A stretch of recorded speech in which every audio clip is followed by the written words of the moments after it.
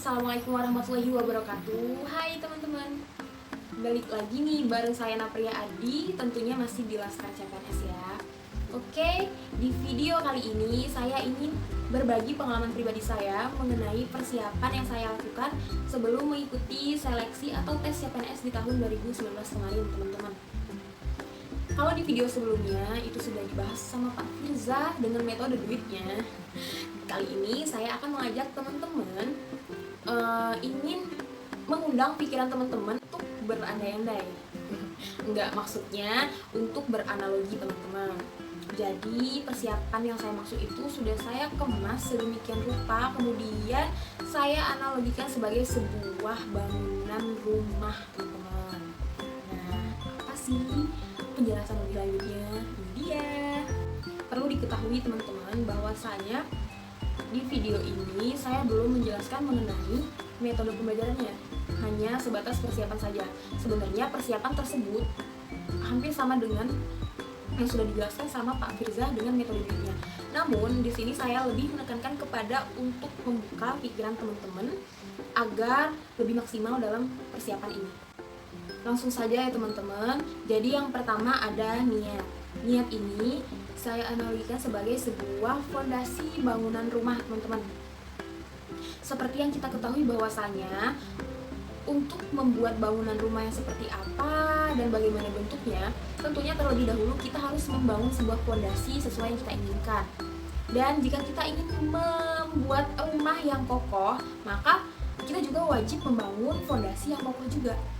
Kemudian ketika kita menginginkan sebuah bangunan rumah yang terdiri dari 4 ruangan, maka fondasi yang dibuat juga bentuknya sesuai jumlah ruangan tersebut. Seperti itu juga dengan niat tadi teman-teman.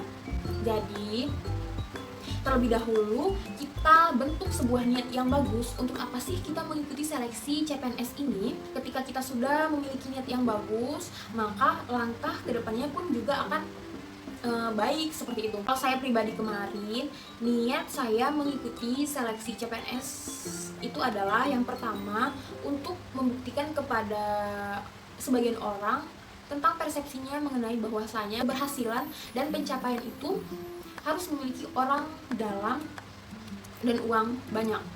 Nah, saya ingin mematahkan asumsi yang seperti itu, bahwasanya keberhasilan dan pencapaian itu tidak melulu tolak ukurnya adalah uang dan orang dalam, namun usaha yang gigih dari diri kita pribadi. Kemudian niat saya yang kedua adalah untuk membahagiakan orang tua. Ini jelas ya, siapa sih, anak mana sih yang nggak mau ngelihat orang tuanya bahagia seperti itu. Tapi pemikiran saya seperti ini teman-teman.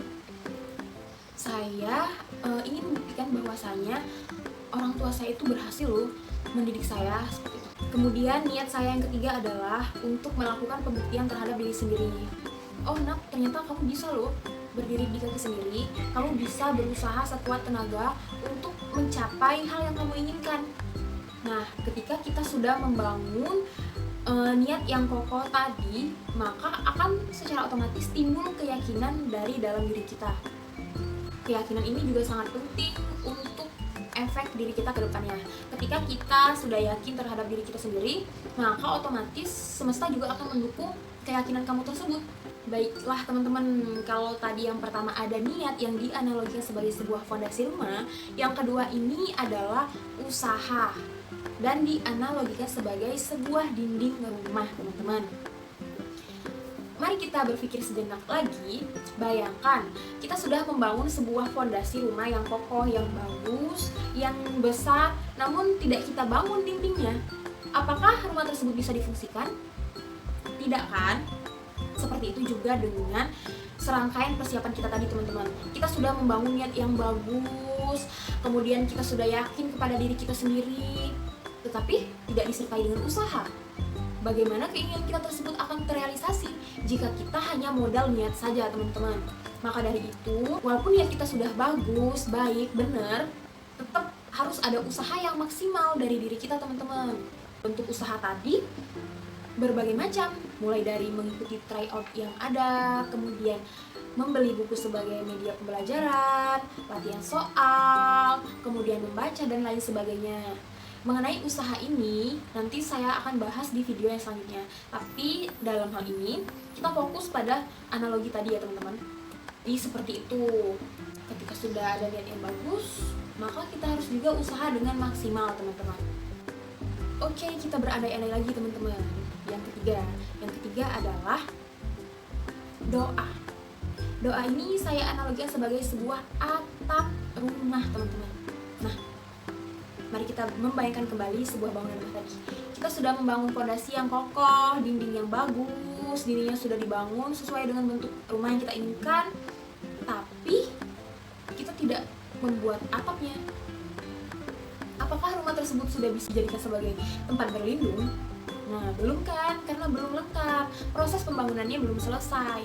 Seperti itu juga dengan persiapan yang kita lakukan tadi teman-teman. Niat sudah nih, sudah bagus. Kemudian usaha sudah maksimal. Tetapi kita malas berdoa. Harusnya sebagai manusia yang bertuhan, kita harus menggantungkan diri sepenuhnya kepada Yang Kuasa mengenai usaha dan tindakan yang kita lakukan. Karena seperti yang kita ketahui bahwasanya usaha tanpa doa adalah kesombongan dan doa tanpa usaha adalah suatu kebohongan. Jadi nggak bisa juga kita hanya mengandalkan niat dan doa. Konsepnya nggak seperti itu. Bayangin rumah tadi ada fondasi, gimana kita mau bangun atap kalau dindingnya nggak ada kan? Nah seperti itu juga dengan persiapan ini. Nggak bisa hanya niat dan doa saja teman-teman. Jadi harus lengkap ya. Yang pertama niat, yang kedua usaha dijadikan sebagai dinding rumah, kemudian yang ketiga adalah doa, yaitu diandaikan sebagai atap rumah teman-teman. Jadi doa inilah yang akan menaungi, yang akan mengiringi usaha dan langkah kaki kita teman-teman. Doa ini yang pertama sekali harus kita minta dengan orang tua. Maksudnya ya kita meminta doa dan restu kepada orang tua terhadap hal yang ingin kita lakukan, yaitu untuk mengikuti seleksi CPNS teman-teman. Kemudian kita juga minta doa kepada orang-orang yang terkasih dan orang-orang yang kita sayangi teman-teman. Lalu jangan minta aja doanya ya, tapi kita juga harus berdoa juga. Doanya itu dengan tulus teman-teman. Doalah dengan yakin bahwa doa tersebut akan terijabah.